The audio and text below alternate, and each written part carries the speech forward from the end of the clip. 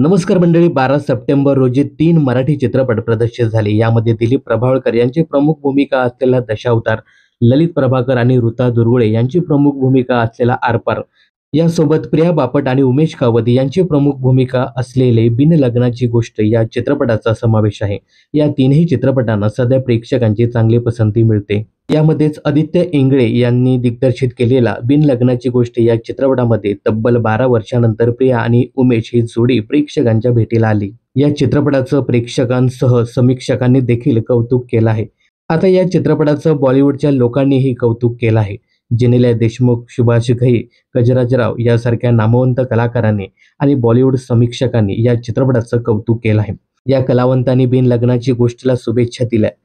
त्यांनी इंस्टाग्राम स्टोरीद्वारे या मराठी चित्रपटाविषयी पोस्ट शेअर केली असून सिनेमातील कलाकारांनी त्या स्टोरी रिपोस्ट केल्या आहेत. दरम्यान नातेसंबंधावर भाष्य करणाऱ्या या चित्रपटात टाइम शेअरिंग या संकल्पनेवर प्रकाशझोत टाकण्यात आला आहे. या चित्रपटात प्रिया बापट आणि उमेश कामत यांच्यासह अभिनेत्री निवेदिता सराफ, गिरीश ओक, सुकन्या मोने, संजय मोने असे दिग्गज कलाकार सुद्धा झळकले आहेत. तर या चित्रपटाबद्दल तुमचं काय मत आहे कमेंट्स करून नक्की सांगा. मनोरंजन क्षेत्रातील अशाच फिल्मी अपडेट्स जाणून घेण्यासाठी चॅनलला सबस्क्राईब करा.